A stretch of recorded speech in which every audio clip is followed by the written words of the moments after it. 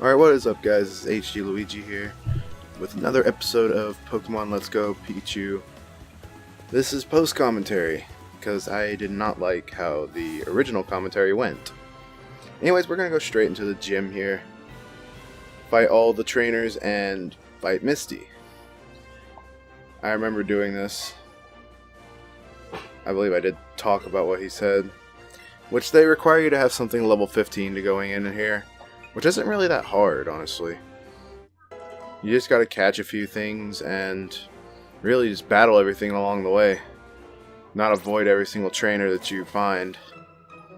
I've actually found someone that actually said that this game was getting really hard at the end of the game because he would just skip trainers. You should definitely not do that. You'd find yourself getting underleveled really quickly, especially if you don't use your starter Pikachu or Eevee. Because they get some really overpowered moves. During this project, I plan on not using those. In the recordings, I am at the 5th gym. Although, I accidentally skipped the gym intro for the 5th gym because I was training up my Pokemon to be at least competitive to what they should be. Because I believe Koga is level 45. And I got all my Pokemon up to at least level 41. But besides that, I think for Koga you have to catch a certain amount of Pokemon, which I definitely had way overdone. Anyways, that's neither here nor there, as we completely destroy this Goldeen here.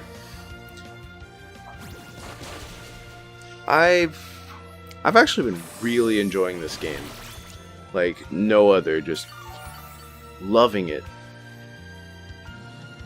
Yeah, it's got its faults. I have a little issue with the motion control, which in the handheld, you can either use the left stick to aim or use the console to aim and just press A to throw the ball.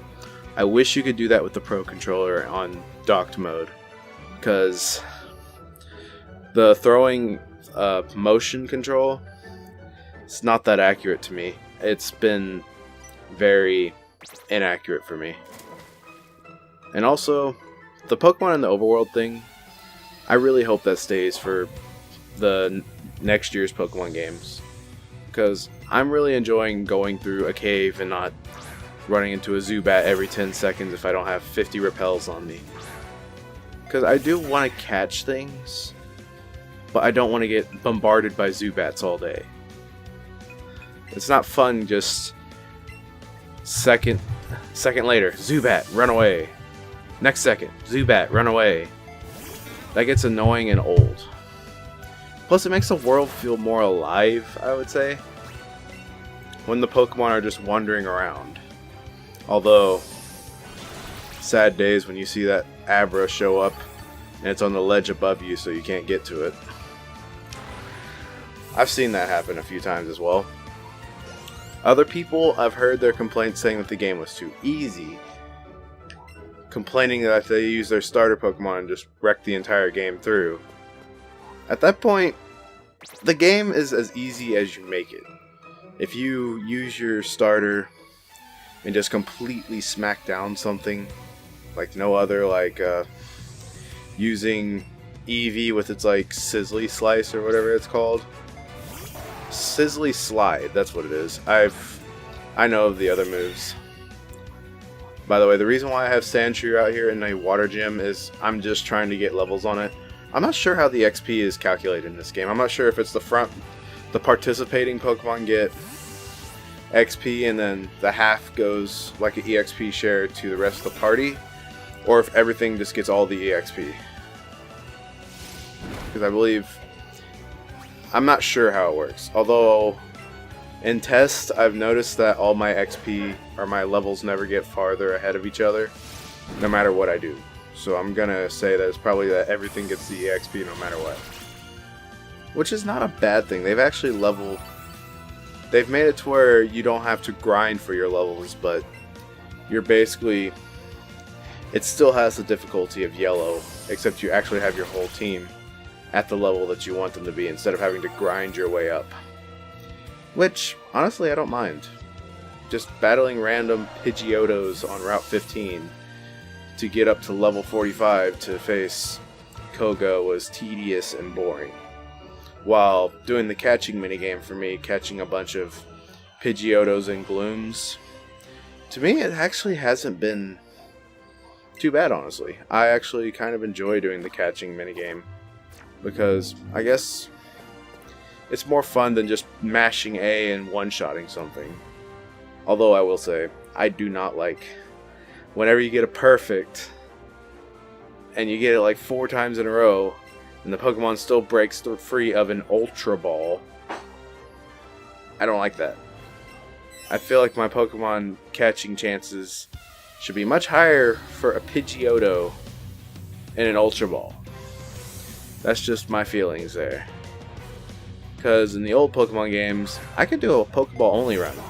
Because weakening them down to very weak and then throwing a Pokeball, not many actually broke out of Pokeballs at that point, and they never ran away.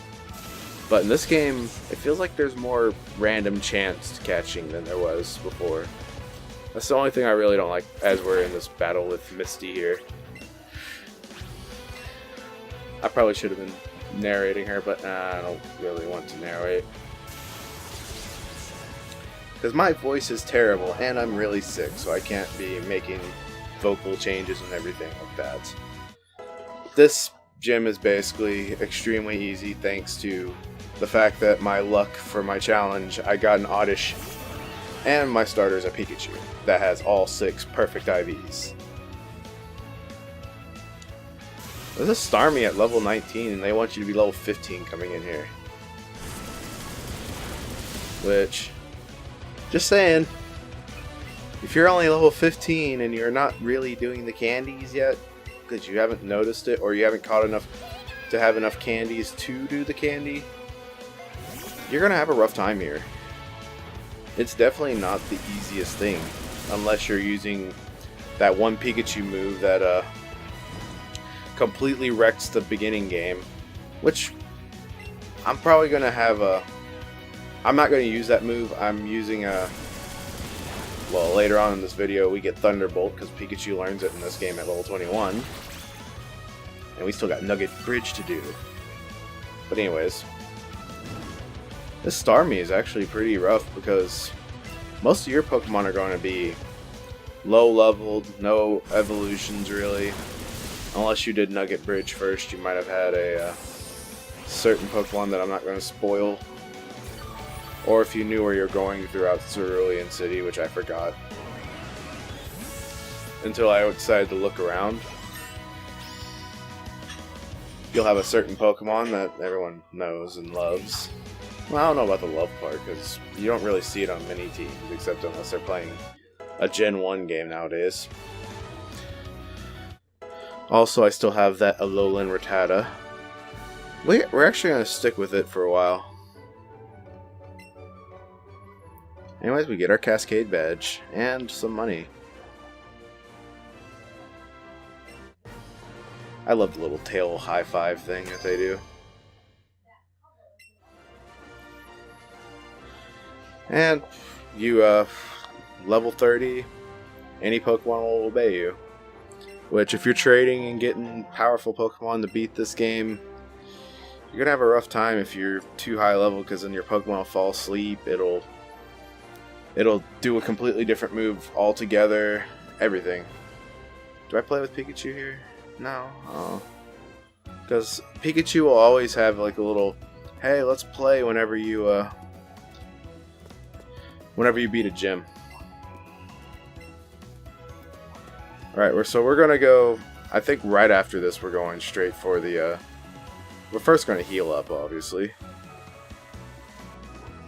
But after this we're going to go to the house. He's talking about going to Vermilion.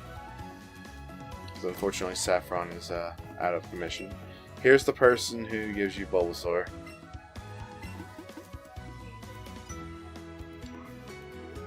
I had 64 Pokemon caught at this point.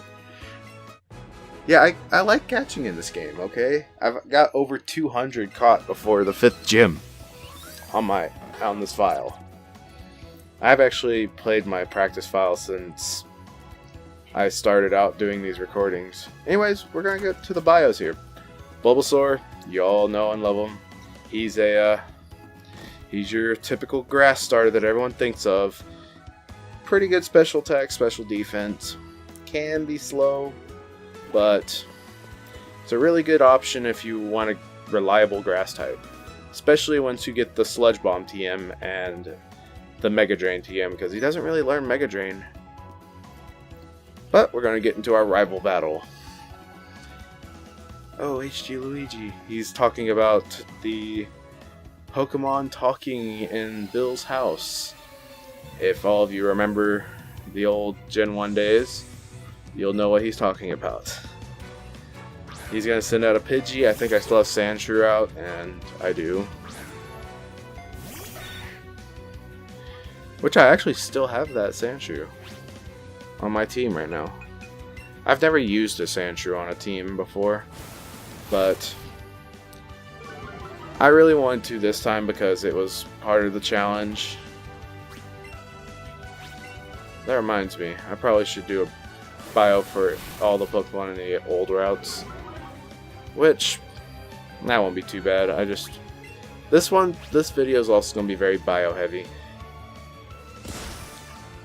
I'm letting this Sandshrew battle this Pidgey because I'm like trying to get him as much XP, but it just wasn't working out, so we switch over to Pikachu to just electrocute the bird.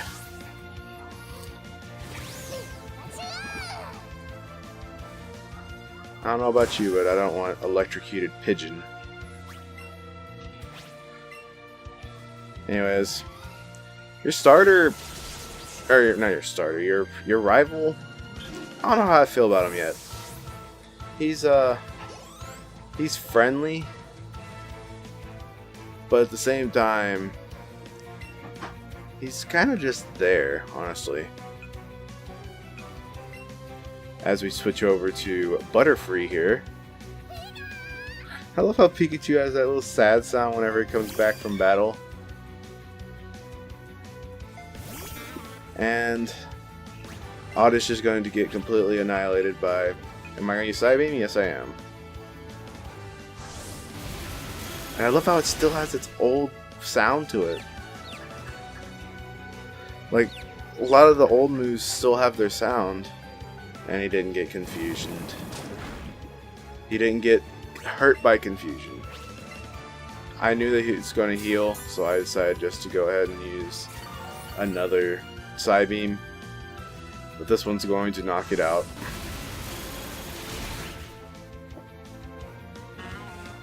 And his last Pokemon is his Eevee. Everyone knows about it. And most of the time for me, it has been using Sand Attack over and over again.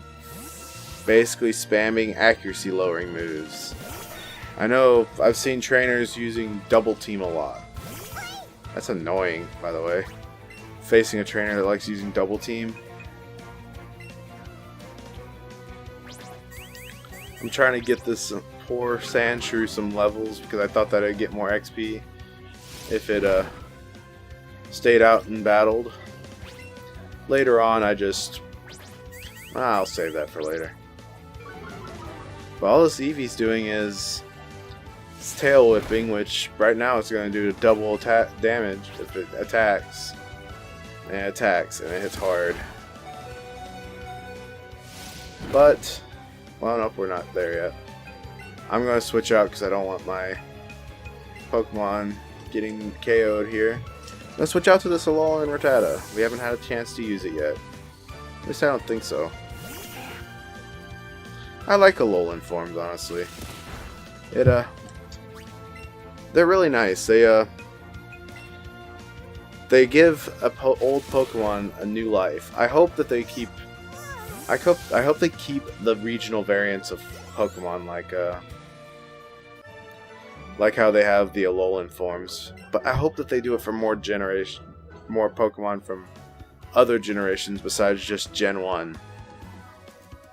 Like, maybe we can have a whatever Gen 8 region's name is of Togepi. Or if we get a Gen 4 remake, we could have Sinnoh and Snorlax or something like that. Where it's like ice type and it's been living up in the mountains.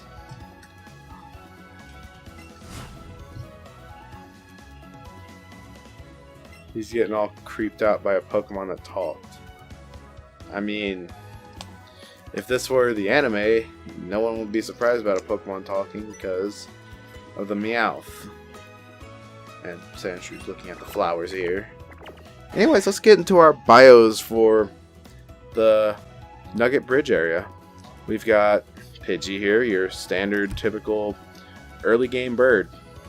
It's alright.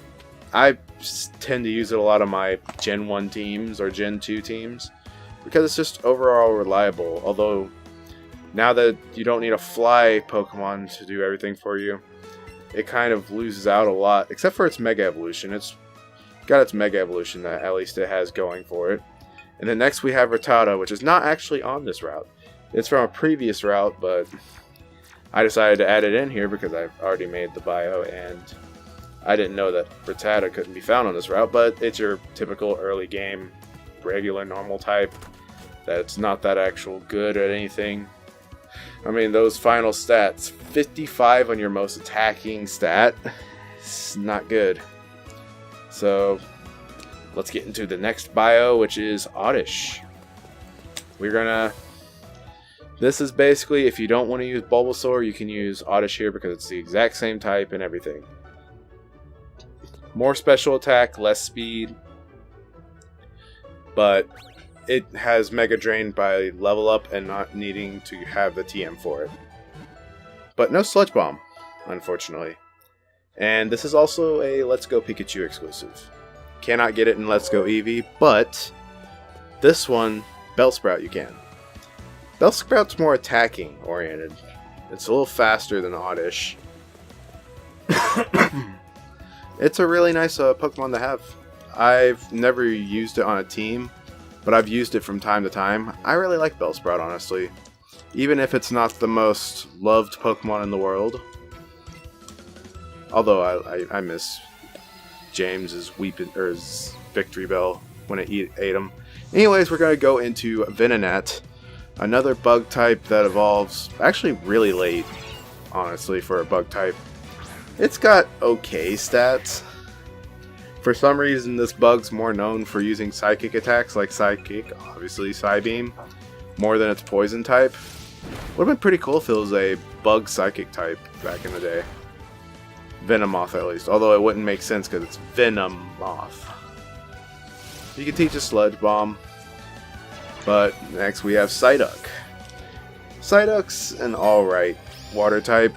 I prefer the likes of Bulbasaur and stuff like that, because or not Bulbasaur, Squirtle and stuff like that. But if you don't want to use the Squirtle line, Psyduck's a really good Pokemon to have. And the next Pokemon we're going to have to talk about is Meowth. Also, Let's Go Eevee exclusive, but pretty much it's the definition of a whole lot of speed, nothing to do it with. Its attack is 70, but its speed's 115. It'll outspeed your opponent, but it's not going to do much when it does.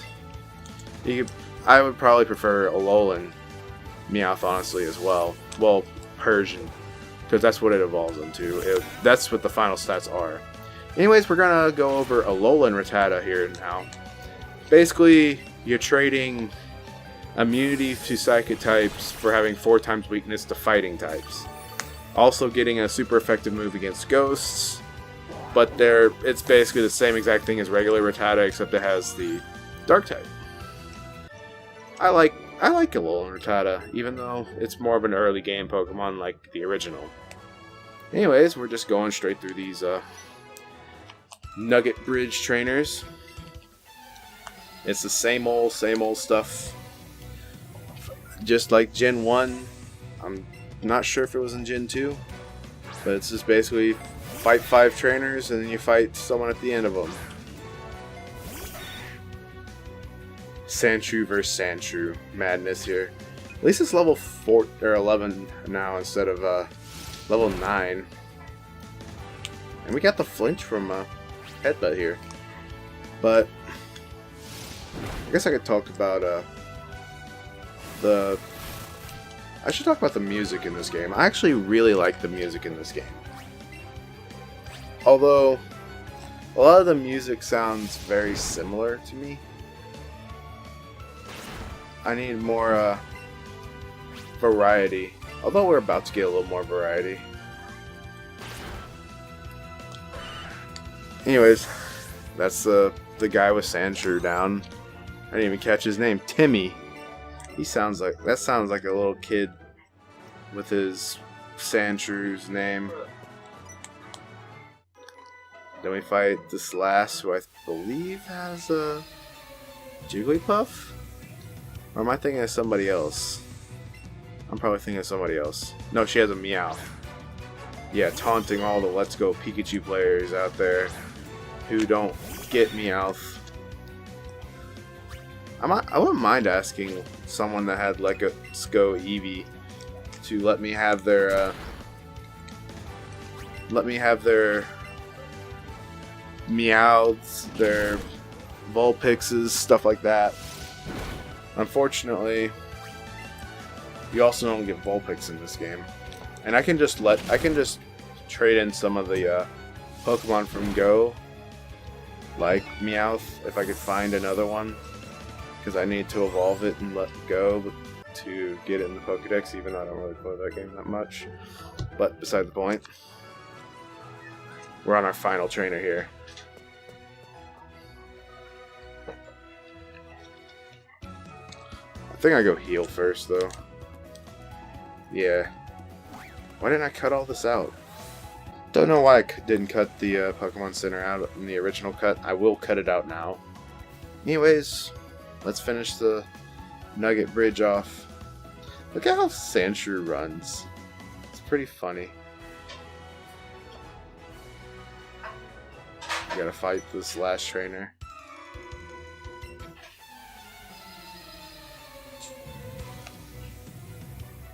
Anyways, I believe he has a Growlithe.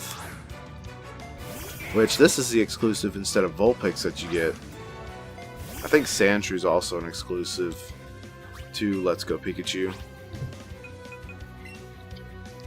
Just like how Sun and Moon had Sandshrew and Vulpix for the Ice type. Which, by the way, I think I mentioned this in the part before, but in-game trades do not count as an encounter. So if I use a different Sandshrew and get an Alolan Sandshrew, I can use it on my team. Even though I probably wouldn't because I used Alolan Sandslash in Sun. Or not Sun, I had Moon. I gave my little brother Sun. But, anyways, we got this guy. Well, we're going to talk to Sandshrew here. He's happy we won the recent battle. And you get your nugget, obviously. But this guy is, if everyone remembers, is the guy that is the Team Rocket Grunt. And did you have an option to say, like, or you had an option to say no or yes, and then he'd have some witty dialogue if you didn't? Or am I remembering wrong? Maybe I'm thinking of something else. What was the... Oh yeah, it was Team Snag'em, I think it was. And XD that asked if you wanted to join them. Oh no, it was Mirror B. Team Mirror B. And XD where he was like, do you want to join Team Mirror B? And you say yes, and he'll be like, your words say this, but your heart shows me something different. And they make you say no. Why does Team Rocket always use Zubat? Especially in this game where Zubat just gets electrocuted. But with the end of that battle, we're going to get a level 17 on Clefairy. And it's not the end of the battle because I forgot this guy had 2 Pokemon. We're going to go into Butterfree because it has a Psybeam. Just Pikachu just running away with frantic Pika. It's hilarious. Anyways, Butterfree's going to knock this coughing out, and that's going to do it. And once this battle is done, that's going to do it for this video. Butterfree growing to level 17. I'm not going to use this Butterfree on my team. Probably. I've already picked my team. Anyways, that's going to do it for this episode. And I'll catch you guys next time. So, see you guys next time.